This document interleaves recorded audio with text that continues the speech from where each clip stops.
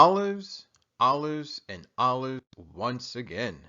What's up, 23% Nation? This is your man, Coach D. Today I'm back with fruit of the day, the one and only olive. So maybe you prefer pickled olives. Maybe you like olives on your pizza, a vegan pizza, of course. Or maybe you're kind of like me. Maybe you know that olives are good for you, but you just still don't like them. Well, whatever the case may be, please listen and watch on. Why? Because we're about to dive into the wonderful world of the olive. All right, first up, a little bit of background information. Is an olive a fruit or a vegetable? Now, that's a very common question because most people may be a little confused. Well, here's the answer. They are a fruit called a drupe or a stone fruit. That's right. Their high fat content makes them a strange fruit, but they're closely related to peaches, mangoes, and even almonds. Now, I just did a video about nectarines, so we can kind of throw nectarines in that whole group of stone fruits as well. Olives are a main component in the nutritious Mediterranean diet, which puts good fats at the forefront and encourages olive oil as the primary source of dietary fat. The diet doesn't encourage reducing fats, but rather replacing unhealthy fats with healthy ones like monounsaturated fats, which are found in olives. So there we have it, ladies and gentlemen. Just a little bit of background information about the one and only olive. Now it's time for a few fun facts. The olive branch has long been a symbol for peace and victory. The olive took years to cultivate, with growers waiting decades for fruit to harvest. Because of the time and patience needed, it was assumed those who chose to grow olives planned to live a long, peaceful life. In early Christian art, the olive branch appears with a dove to symbolize peace and the Holy Spirit in the Gospels. Just take a look at the picture. Looks nice, huh? In ancient Greek mythology, Athena competed with Poseidon to rule Athens. Athena won after planting the first olive tree because the court of gods and goddesses decided that was the better gift. How interesting is that? And lastly, olive fruits cannot be eaten off the tree as they're hard and bitter. Wow, who knew? So there we have it, just a few fun facts about the one and only olive. Now it's time for the not so fun facts. Olive allergies do exist, but are very rare. If you're concerned, try olives in moderation for the first time. Also, acrylamide is present in some canned black olives. Large amounts of acrylamide are linked to higher risk of cancer and should be limited, if not completely avoided. Lastly, it's important to keep an eye on sodium levels, as some olives have higher sodium levels due to processing. So, here's what you got to understand is that when it comes to eating olives out of a can, that may not be the best thing for your health. Why? Because all canned foods need to be preserved. And one of the most common preservatives that's used in the food manufacturing industry is sodium. Now, sodium can be good, but it can also be not so good. It's not so good in the fact that it does a really good job at elevating your blood pressure.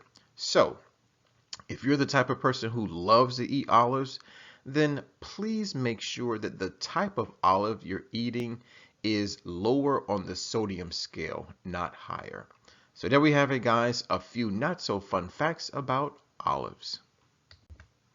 All right. Now, I wanted to include a little more information when it comes to olives. Why? Because some people may want to know the difference between an olive and olive oil. Well, here are some of the differences. But first, let's discuss olives.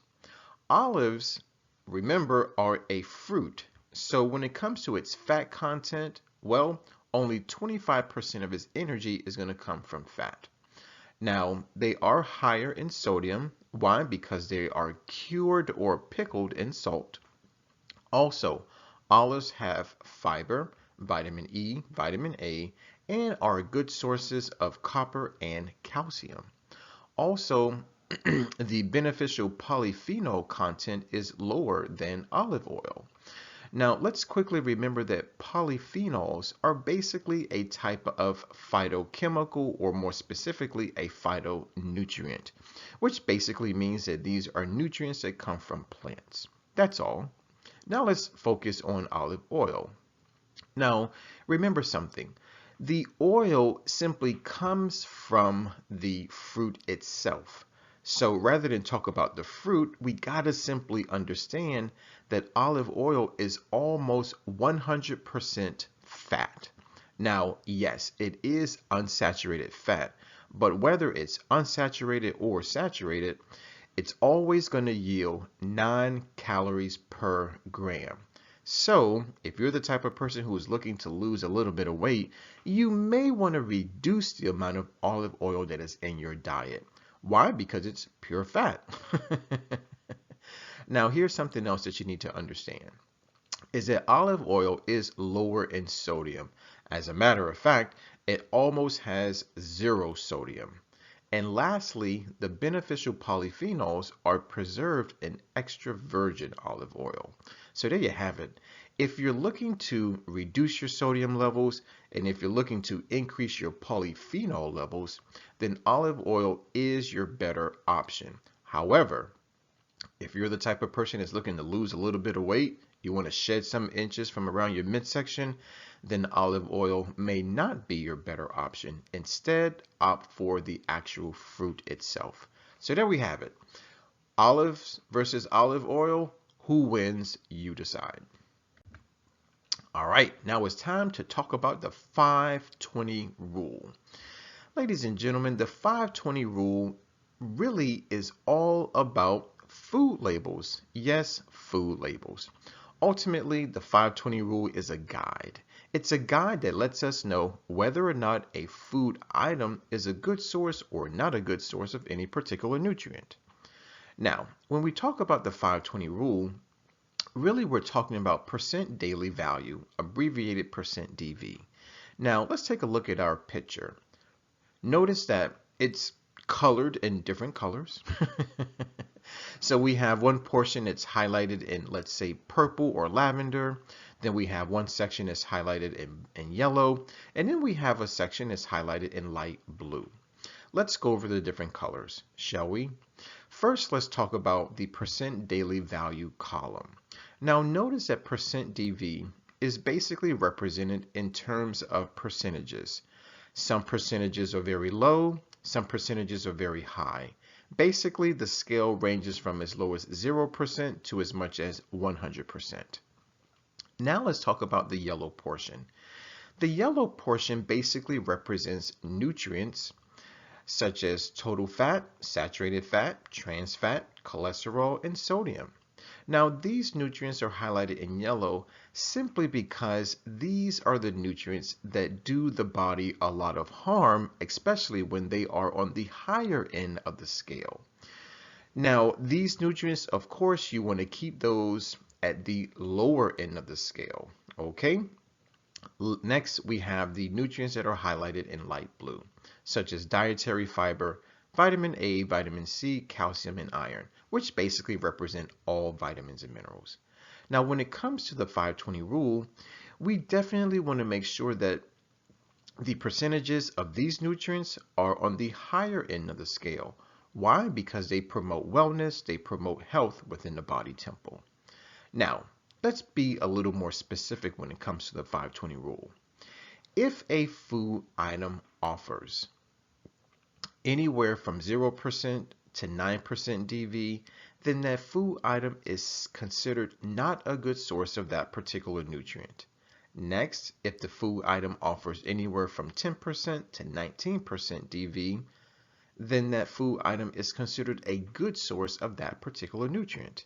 Lastly, if the food item offers 20% DV or more, then it is considered an excellent source of that particular nutrient. So, what does all this mean? It simply means that when it comes to the nutrients that are highlighted in yellow, please make sure that the percent DV is, shall we say, between 0% and 9%.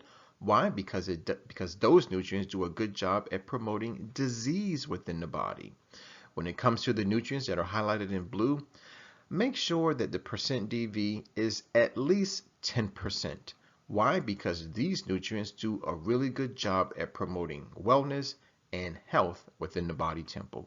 So there we have it, guys, the ins and outs about the 5-20 rule.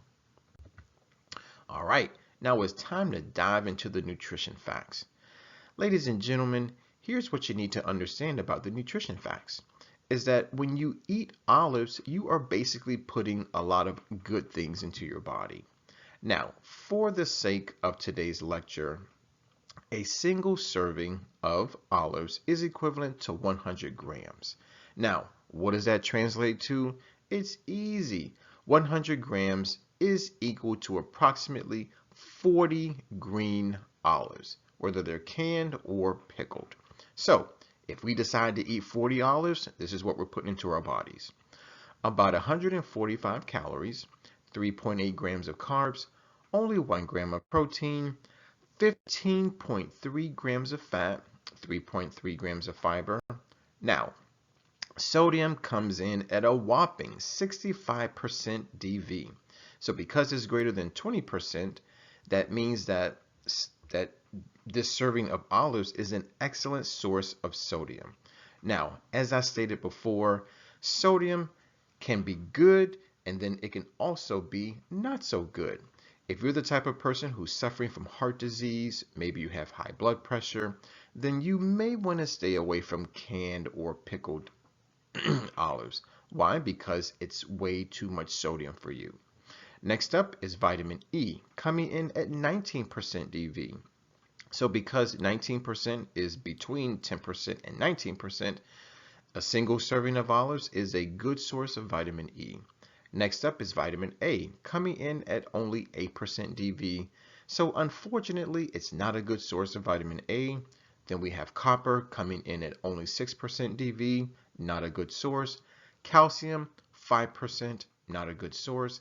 Iron, 3% DV, not a good source. And lastly is magnesium, coming in at only 3% DV, not a good source. So there we have it, ladies and gentlemen, the nutrition facts about the one and only olive. All right, now let's dive into the health benefits. But before we do, Coach D wants to offer you just a little nugget of wisdom. Ladies and gentlemen, I want to talk with you about the principle of cause and effect. Now, some of us may be familiar with this principle as one of the 7 Hermetic principles. Basically, the principle of cause and effect simply states that every cause has its effect and every effect has its cause.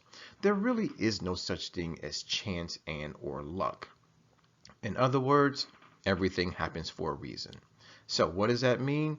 It simply means that if you're looking to promote health and wellness within your life, well then you gotta create it.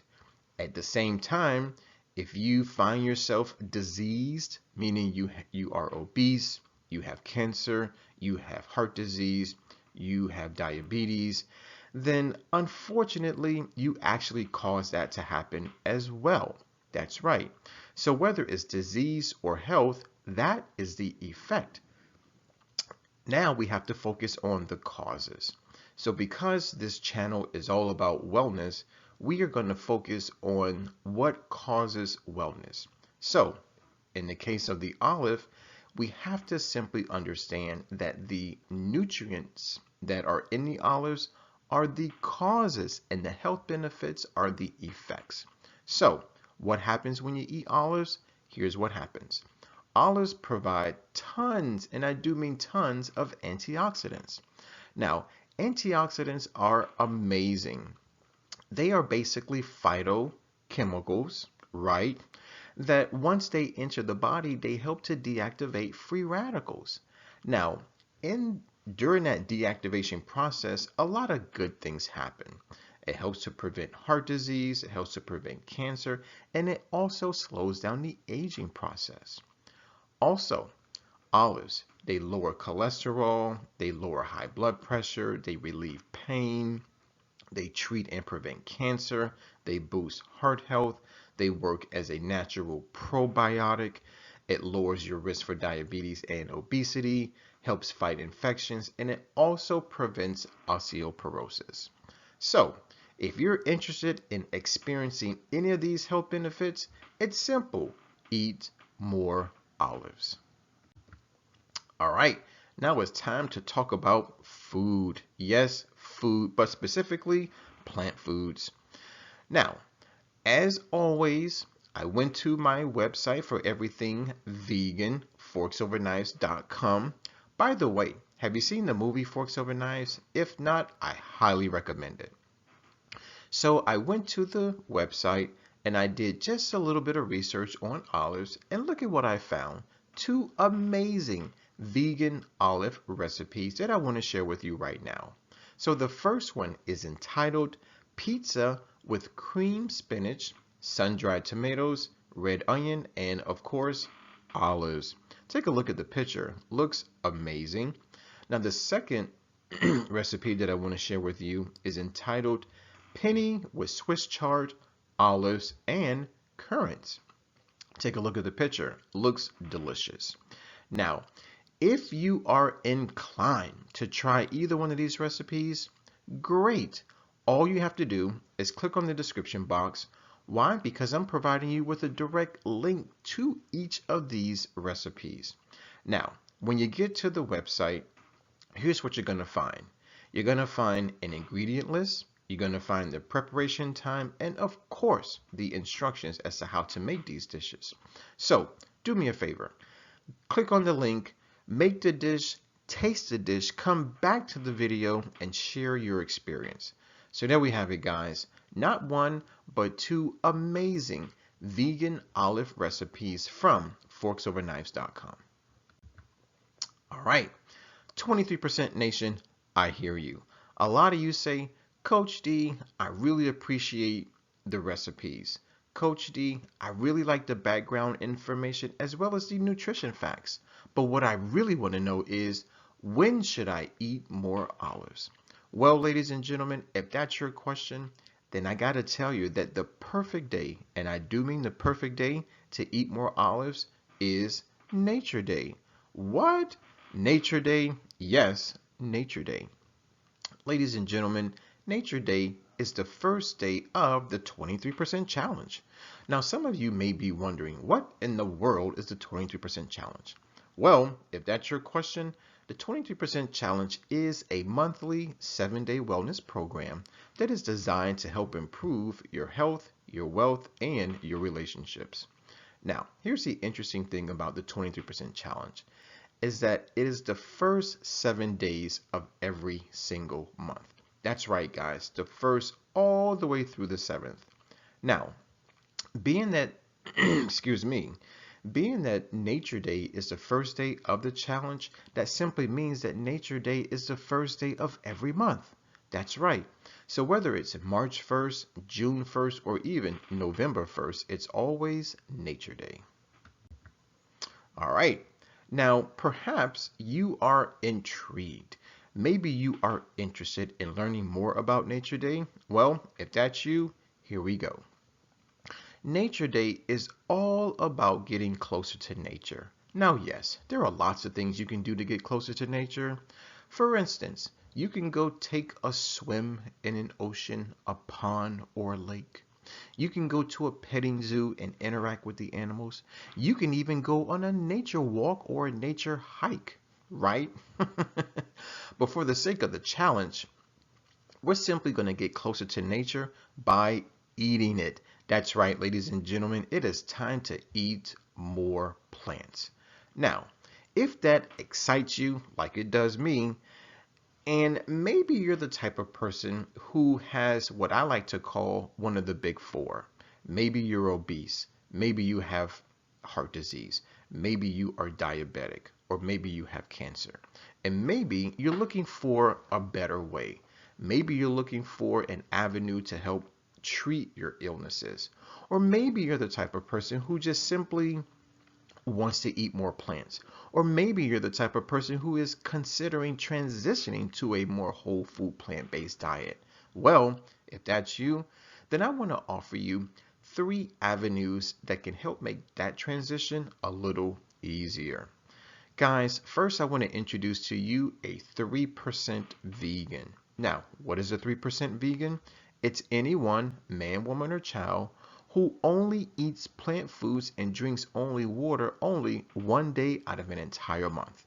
Next up is a 13% vegan, which is anyone, man, woman, or child, who only eats plant foods and drinks only water only 4 days out of an entire month. Now, if you want to go with this option, I'll give you 2 options. Number 1, you could do the first 4 days of the month, or providing the month has 4 weeks, you could do 1 day per week. Next is a 23% vegan. Now, technically, that's what Coach D considers himself to be. So, what do I eat for the first 7 days of every month? It's easy. I only stick with the 5 food groups of plant foods. So, what are they? All fruits, all vegetables and herbs, all nuts and seeds, all legumes, which are beans and peas, and let's not forget about whole grains. That's right. And of course, I only drink water. So there we have it, guys. The ins and outs about Nature Day. All right. So maybe you are now interested in maybe becoming a 3%, 13%, or 23% vegan. But maybe you need a little bit of help. Maybe you need some advice. Maybe you need a few tips. So here are Coach D's tips to help make your Nature Day successful. Tip number 1, go visit your local grocery store. Now, when you get there, you're only going to go to 2 places. Number 1 is the produce section, and number 2 is the freezer aisle. Why the produce section and the freezer aisle? Because in the produce section, well, that's where you're going to find all of your fresh plant foods. And why the freezer aisle? Well, because that's where you're going to find all of your frozen plant foods. Now, some people may be questioning fresh versus frozen. What's best? Well, I got to tell you this, that when it comes to the nutrient content of fresh versus frozen plant foods, believe it or not, they're similar. Next up, go visit your local farmer's market. Now, farmers markets are mainly for people who are obsessed with organic plant foods. Now, believe it or not, there are some advantages to shopping at a farmer's market versus a grocery store. For instance, as I just mentioned, if you are more concerned about herbicides and pesticides and chemicals on your plant foods, then the farmer's market is definitely the place to be. Why? Because farmers markets only sell organic plant foods. Also, the food is grown locally, so that simply means less transportation, which means, of course, cheaper prices. Next up, go visit the prepared dishes section of your local grocery store. Now, after you visit the produce section, after you visit the freezer aisle, go ahead and walk on over to the prepared dishes section. Now, depending on the grocery store, they may term it the kitchen. Well, walk on over, ask the person behind the counter if they have any vegan options, okay? Providing they do, ask for a quick sample. They should provide it to you, and hopefully you like it, and if you do, go ahead and purchase either by the pound or maybe even 2 pounds. And lastly, to help make your Nature Day successful, go visit a vegan restaurant. Now, don't just visit them, actually sit down and gorge yourself. Now, there are many reasons to go visit a vegan restaurant. Number 1, you're supporting the wellness community. And number 2, vegan restaurants do a great job at hiring vegan chefs who know exactly how to cook plant foods, and they also know which plant foods to combine to deliver the most nutritious, delicious dishes. So there you have it, guys. Not one, not two, not three, but 4 amazing tips to help make your nature day successful. All right, it's time for our question of the day, which comes from yours truly and the rest of the 23% nation. We want to know, is an olive a fruit or a vegetable? Now, I believe I covered that earlier in the video, so if you didn't get it, rewind and listen. And please write your answer in the comment box below. Guys, I want to thank you for watching. I definitely want to thank you for listening. Now, before I leave you, I gotta say something, all right?